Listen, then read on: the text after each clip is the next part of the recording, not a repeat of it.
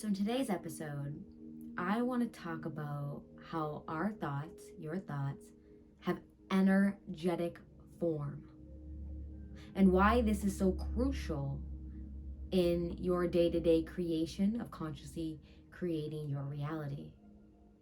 Because in every waking moment, we are in creation.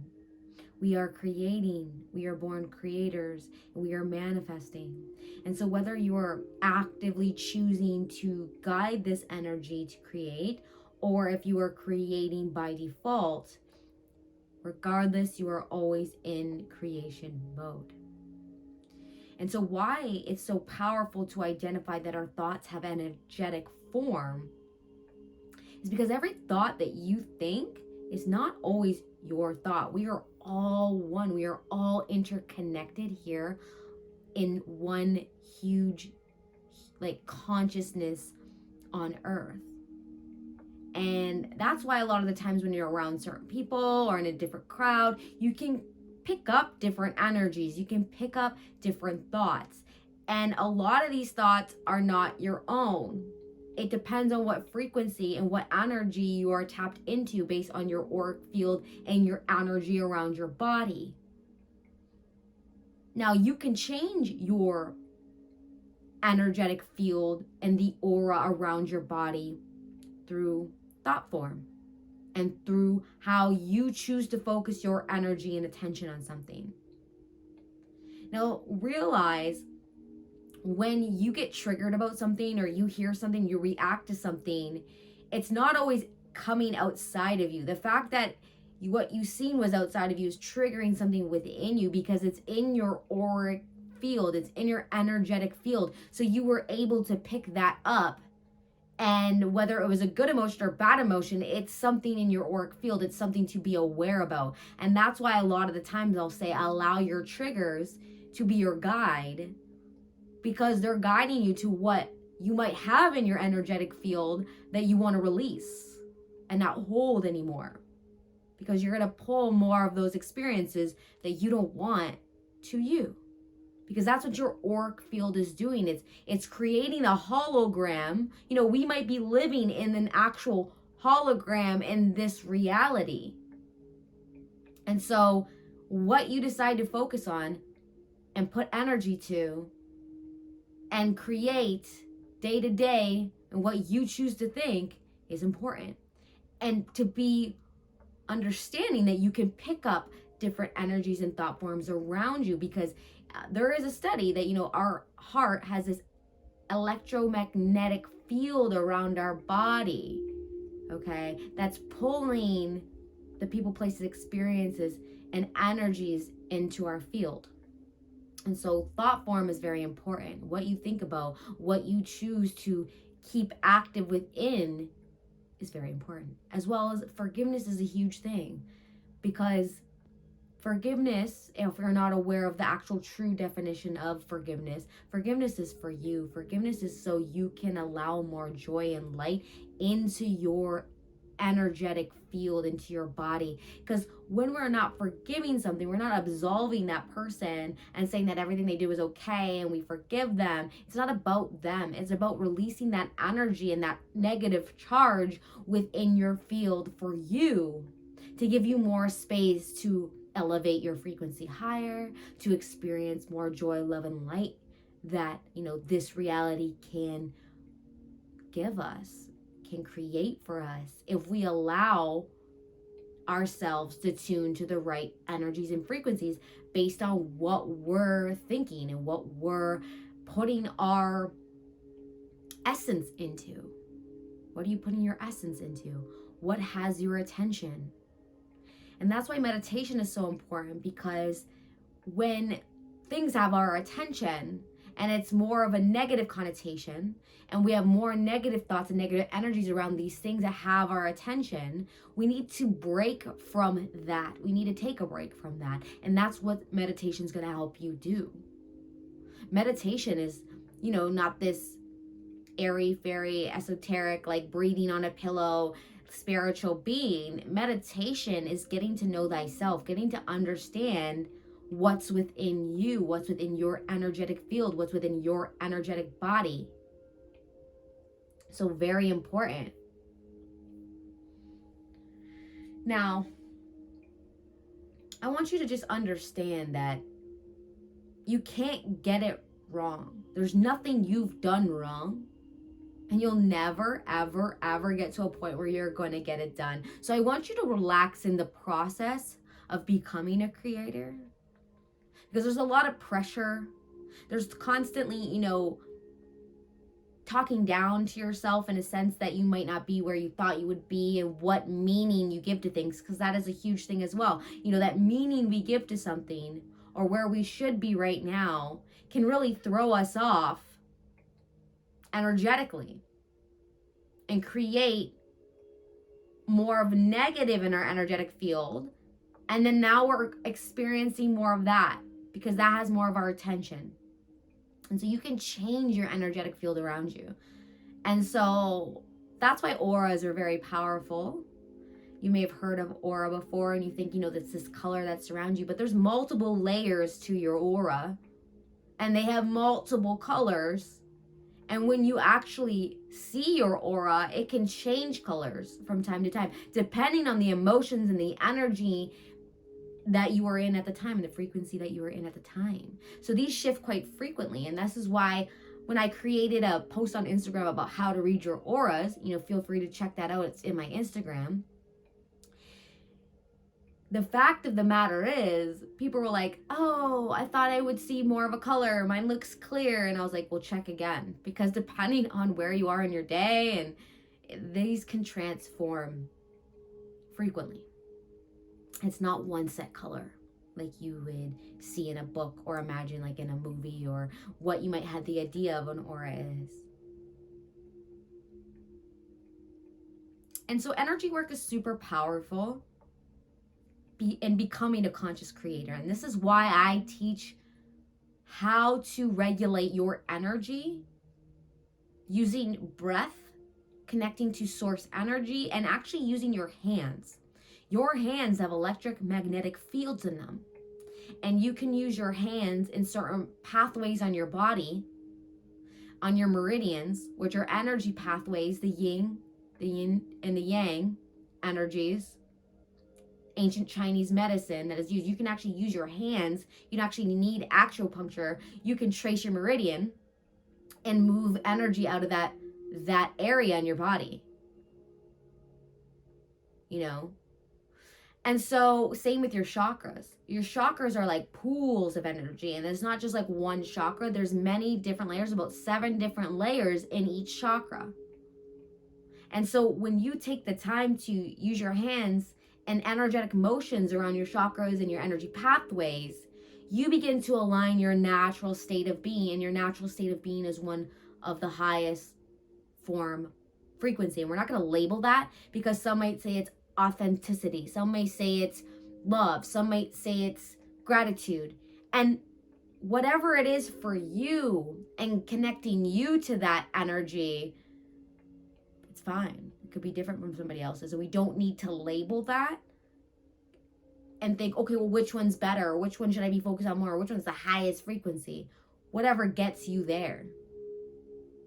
Because there's certain music that can uplift my frequency that would do the exact opposite to you, because we respond differently to energies and frequencies. And that's what makes us uniquely us, but still all interconnected as one.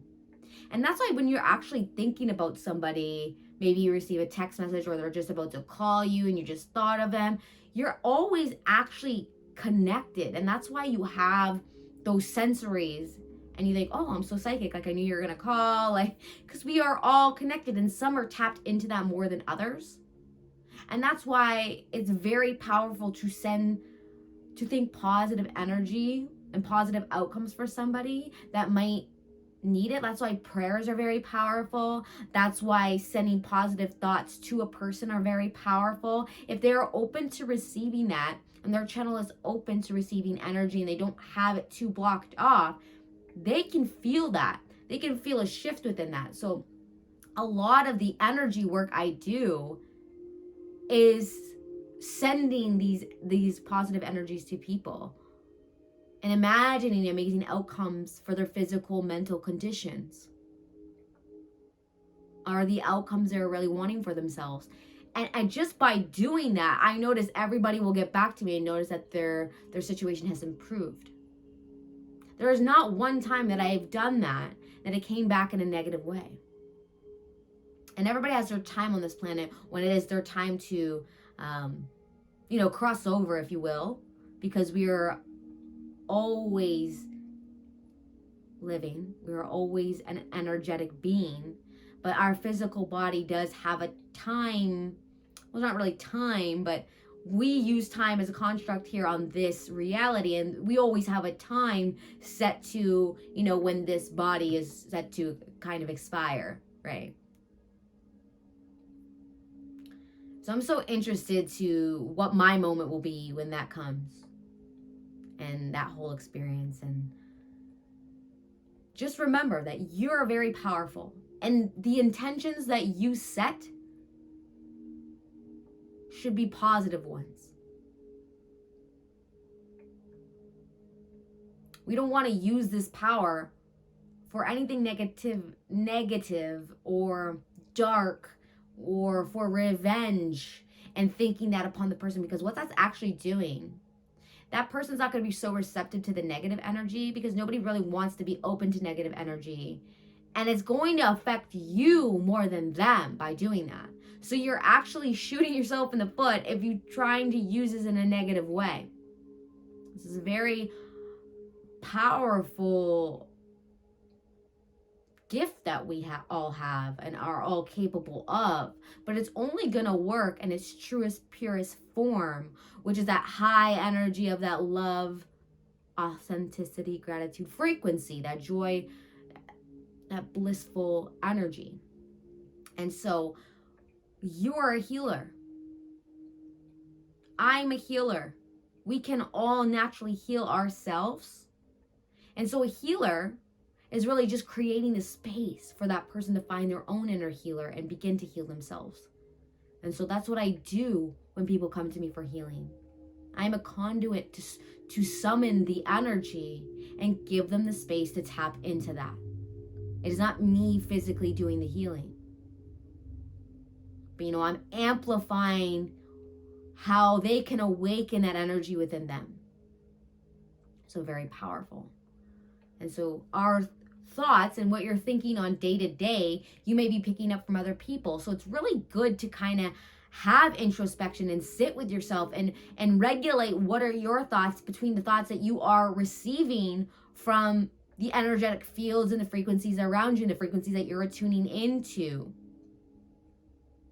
Because that's going to make the difference between you living your life in default mode and just letting things randomly happen as a natural occurrence of you allowing your environment around you to be the precursor of what you choose to emit from your aura, from your energetic field, or you take back that control and you decipher where you want to give that energy and what you want to allow into your energetic field by meditating and understand what's important to you and where you want to put your energy, and then being in that energy and thinking better thoughts. That's kind of very surface level here, but it runs very deep, because when you do that, you're shifting your energetic field. Because I remember somebody commented on my post on Instagram saying that they were really depressed and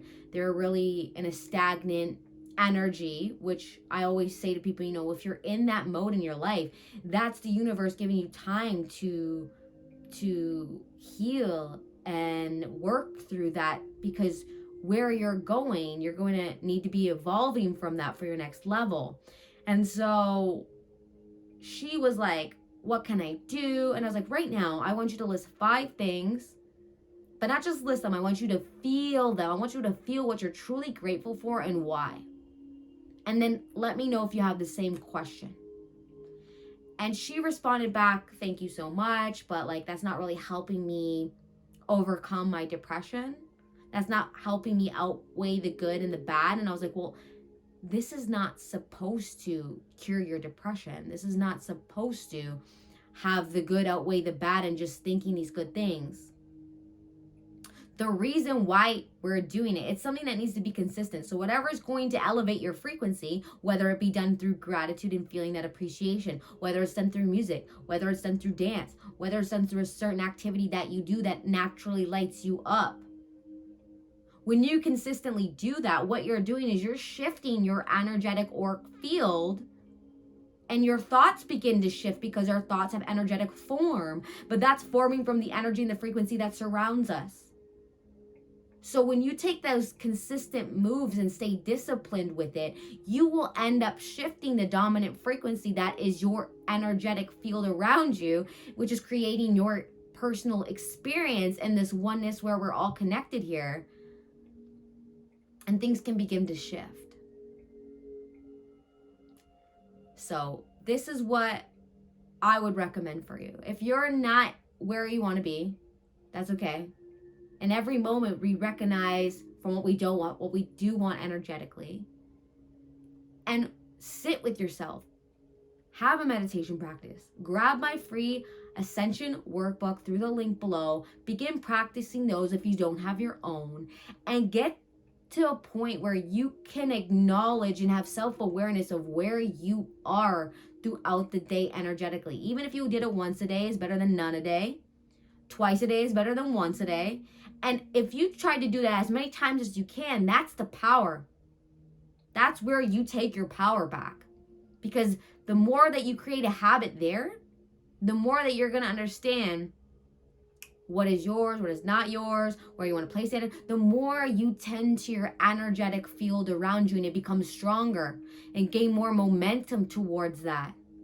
Momentum is the strength behind the energy and frequency.